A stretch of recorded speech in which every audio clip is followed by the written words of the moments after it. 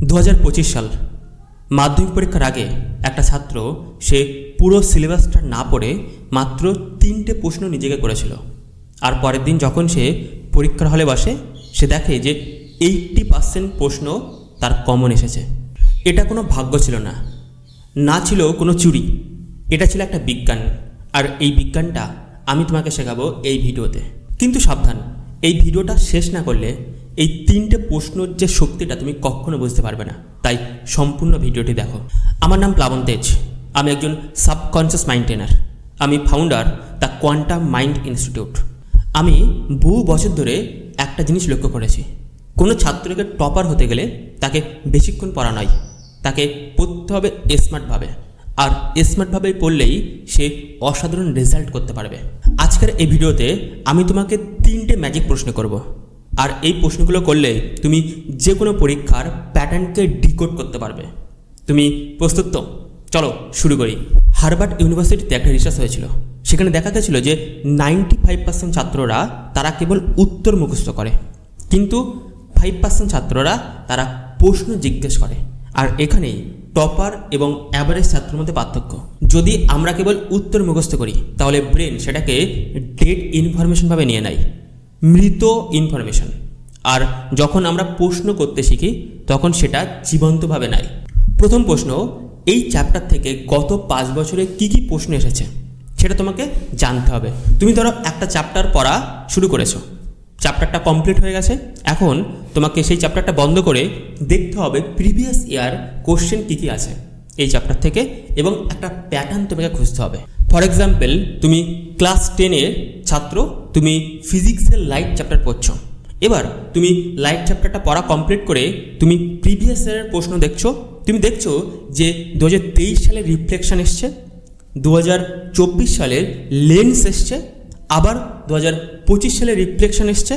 এরম করে করে তুমি প্যাটার্নটা খোঁজার চেষ্টা করছো, কোন ওয়ার্ডটা বেশি এসছে, এবং সেটা হলো হোয়াট কি।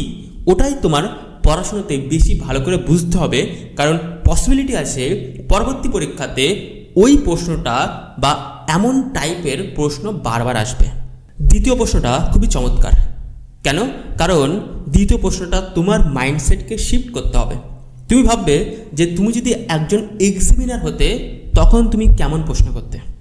যখন তুমি ছাত্র চেয়ার থেকে উঠে গিয়ে এক্সামিনারের চেয়ারে বসবে তখন তুমি প্রপার মাইন্ডসেট তৈরি হবে যে আমি কেমন প্রশ্ন দেব, কেমন ঘুরিয়ে প্রশ্ন দিলে আমার ছাত্ররা লিখতে পাবে না। এভাবেই আমাদেরকে তৈরি করতে হবে। ধরো তুমি পড়াটা পড়েছো, এবার পড়াটা হয়ে গেলে তুমি ওই চ্যাপ্টার থেকে তুমি কি কি প্রশ্ন ক্রিয়েট করতে পারবে সেটা লিস্ট ডাউন করতে। কিন্তু প্রশ্ন হচ্ছে তুমি কিভাবে প্রশ্ন ক্রিয়েট করবে, আর এক্সামিনাররা কিভাবে প্রশ্ন ক্রিয়েট করে। তারা 5টি ওয়েতে প্রশ্ন ক্রিয়েট করতে হবে। প্রথম হচ্ছে ডেফিনেশন বেস, অর্থাৎ সংজ্ঞা। যে পড়াটা পড়েছো তার মধ্যে সংজ্ঞা যদি তৈরি করতে হয় তাহলে কিভাবে করবে।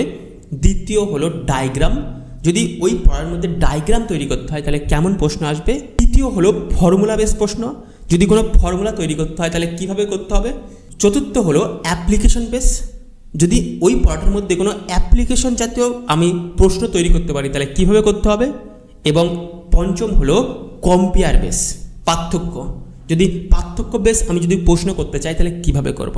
আই থিঙ্ক আমরা সবাই বুঝতে পারছি। আর এভাবেই টপার হয়ে উঠতে হয়। সাধারণ ছাত্ররা টপার কিভাবে হয় তার রহস্য আমি তোমাকে শেখাচ্ছি। আর যদি তুমি স্কুলের টপার হয়ে উঠতে চাও, যদি চাও মানুষদেরকে দেখাতে যারা তোমাকে একদিন অপমান করেছিল যে তুমিও কিছু করতে পারো, আমি বলবো এটাই সর্বশ্রেষ্ঠ টাইম। আমি তোমাকে সাহায্য করব কিভাবে টপার হয়ে উঠতে হয়। আমি একটা কমিউনিটি তৈরি করেছি, কোয়ান্টাম কমিউনিটি। সেখানে আমি একটা সিস্টেম শেখাই, কোয়ান্টাম এজ সিস্টেম। সেখানে যে কোনো ছাত্ররা প্রবেশ করলে মাত্র 3 থেকে 6 মাসের মধ্যে টপার হয়ে ওঠে। আমি সেখানে ওয়ার্ল্ডের শ্রেষ্ঠ টেকনিক শেখাই, আমি পার্সোনালি গাইড করি, একটা হেলদি কমিউনিটি সাহায্য করি, এবং তাছাড়াও ছাত্রদেরকে আমি কীভাবে সাহায্য করি তাদের emotional stress, anxiety, depression, frustration, breakup থেকে মুক্তি করি। তাছাড়াও তাদেরকে টাইম ম্যানেজমেন্ট শেখাই, ডিসিশন পাওয়ার শেখাই, পরীক্ষায় কী করে লিখলে 100 আউট অফ 100 পাবে সেটাও শেখাই। আমি ছাত্রদেরকে গোল সেটিংও করিয়ে দিই যাতে তারা আর কখনো কনফিউজ থাকে না, তারা মোটিভেশনের জন্য এদিক ওদিক ছোটাছুটি না করে। এই কমিউনিটিতে তুমি যদি একবার জয়েন করতে পারো তাহলে আমি নিশ্চিত এটা তোমার লাইফ চেঞ্জ হয়ে উঠতে পারে। তাই ওয়েলকাম টু মাই কমিউনিটি। তার জন্য কী করতে হবে, আমাকে কমেন্টে লিখতে হবে যে আমি কমিউনিটিতে যুক্ত হতে চাই। আমি তোমাকে একটা লিঙ্ক দেবো, আমার কমিউনিটির ডিটেলস আমি তোমাকে দেবো। তারপরে তুমি ডিসিশন নেবে যে তুমি আমার কমিউনিটিতে যুক্ত হতে চাও কি চাও না।